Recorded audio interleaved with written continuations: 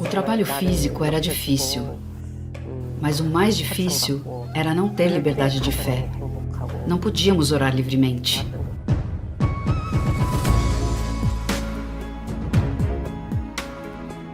Kim Jong-un, o líder supremo da Coreia do Norte, deu continuidade a uma série de campos de trabalhos brutais que cometem atrocidades diárias contra os direitos humanos. Kim se estabeleceu como líder supremo e criou um culto de personalidade em torno dele e de sua família. Só para você entender o tamanho da idolatria, em todo o país há cerca de 40 mil estátuas de membros de sua família, onde as pessoas precisam se curvar diante delas e adorar como se fosse Deus.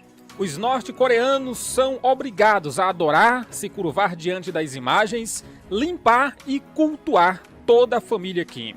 O cristianismo se tornou seu alvo e a perseguição é ferrenha. Mas talvez você não saiba, mas o cristianismo tem uma história linda naquele país. Antes do fim do Segundo Conflito Mundial, tinha mais crentes na Coreia do Norte do que na Coreia do Sul. E a Coreia de Kim Jong-un era chamada de Jerusalém do Oriente. Exatamente. O cristianismo lá tinha muita força, muita gente adorando a Deus, meu irmão, mas de repente mudou. E a perseguição lá hoje é de cortar o coração. Quem entra em sites aí para buscar informações é de cortar o coração as coisas que a gente vê. Mas a pergunta é, por que que mudou tanto? Por que que Kim Jong-un começou a ver o cristianismo como uma grande ameaça? O que que mudou? Por que que esse ditador tem tanto medo do cristianismo? Eu vou te apresentar o motivo desse medo todo e no final desse vídeo eu quero te chamar para uma reflexão. Mas antes, eu quero cumprimentar todo mundo com a paz do Senhor. Seja bem-vindo. Se você é novo por aqui, tá caindo de paraquedas, Deus te abençoe. Se inscreva no canal e também curta o vídeo, assim o YouTube entende que o canal é legal, que o vídeo é legal e manda para mais pessoas. Tendo dito isso, vamos entrar de vez no assunto de hoje, que vai ser um mini documentário.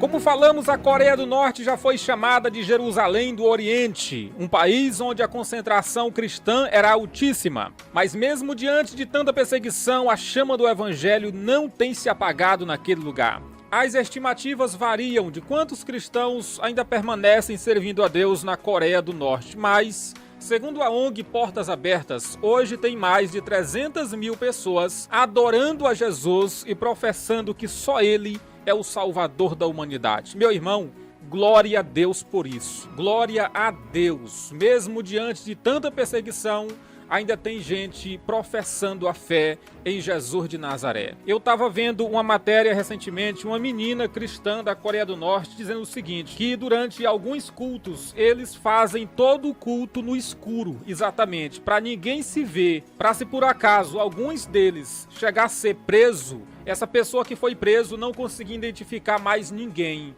Isso pela segurança do grupo. Irmãos, que situação. Todo mundo marca um encontro às escuras para adorar a Jesus, todo mundo de lâmpada apagada, para se acontecer que algum deles chegar a ser preso, ser pego, essa pessoa não vai descrever a face de ninguém. Que situação, meu Deus. E aqui no Brasil, velho, tanta gente podendo adorar a Deus, servir a Deus e não serve, né? Ah, lá na igreja falaram mal de mim. Ah, tentaram puxar meu tapete. Disseram que eu sou um crente velho pai. Você pode ser paia mesmo, meu amigo, mas Jesus te ama. Dê glória pra Jesus. Tem crente que é paia mesmo, mas Jesus ama. Volte a se congregar. Aproveite a liberdade. Tem gente aí sonhando com a liberdade dessa e não tem. Mas a pergunta que não quer calar é: por que que os cristãos representam tanto medo para o governo de Kim Jong-un? Primeiro motivo do cristianismo representar tanto medo para esse governo. Segundo eles, o cristianismo é uma ameaça ao culto da personalidade estabelecido no país. Eles dizem o seguinte: olha, se a gente deixar esse povo aí pregar o evangelho, daqui a um dia não tem ninguém adorando mais a gente. As nossas mais de 40 mil estátuas que estão espalhadas por toda a Coreia, não vai ter mais ninguém se curvando, venerando, adorando, não tem mais como, visto que a Bíblia proíbe qualquer tipo de idolatria. E eles sabem disso e querem continuar nesse posto de Deus, entre aspas.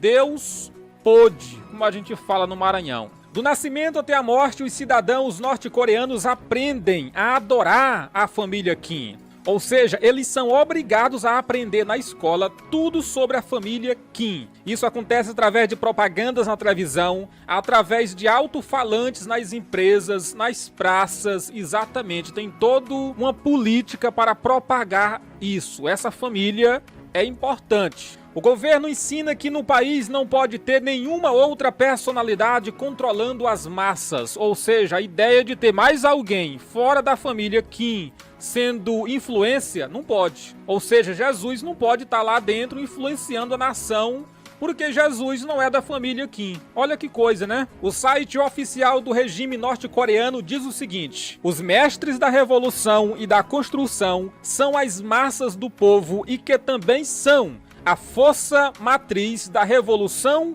e da construção. Na prática, quer dizer que ninguém fora da família Kim pode mandar no país ou ser objeto de influência. Logo, o cristianismo é totalmente descartado.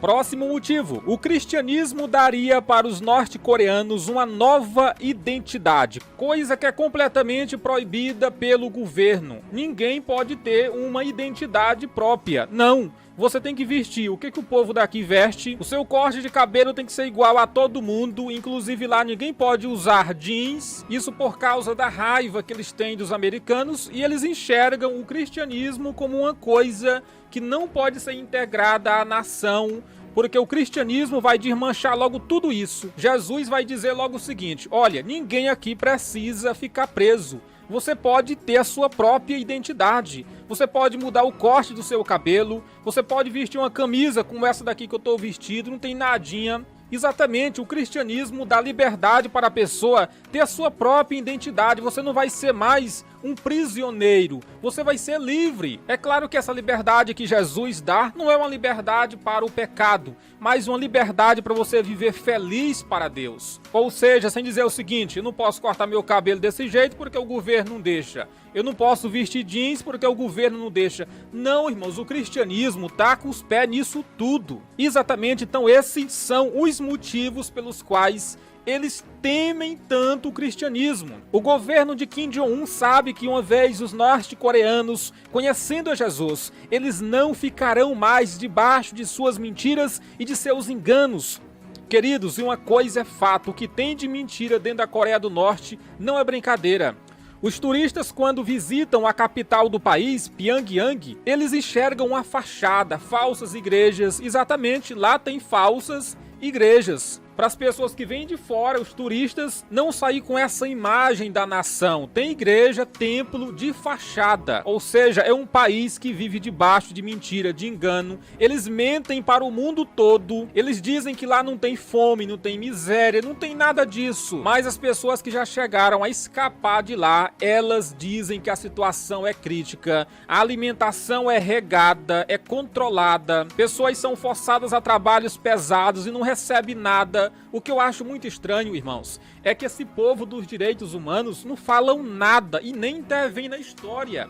Cadê esse pessoal dos direitos humanos? Estão podres, não aparecem. Recentemente eu falei para vocês que uma igreja inteira foi dizimada. Exatamente, descobriram uma igreja subterrânea e tiraram a vida de todo mundo. Essa é a grave situação na Coreia do Norte e esses são os motivos pelos quais eles não liberam o cristianismo na nação. Mas como povo de Deus, vamos orar para que o Senhor derrube esse regime. Deus pode fazer isso. Se a gente olhar para a história, Deus derrubou grandes personalidades. Deus colocou Nabucodonosor no chão. Ele resgatou o seu povo com o braço forte do Egito, a maior potência econômica militar da época. O Egito naquele tempo era maior do que os Estados Unidos hoje. O Senhor resgatou o seu povo com um braço forte, abriu o Mar Vermelho. Deus é Deus, ele não mudou. A Bíblia diz que o mesmo Jesus do passado, ele é o mesmo de hoje e será para sempre o mesmo. Então, como povo de Deus, vamos orar para que o Senhor dê graças, para que o Senhor fortaleça os irmãos que estão ali servindo a Deus e para que o evangelho venha a avançar. E eu aqui quero te chamar para uma reflexão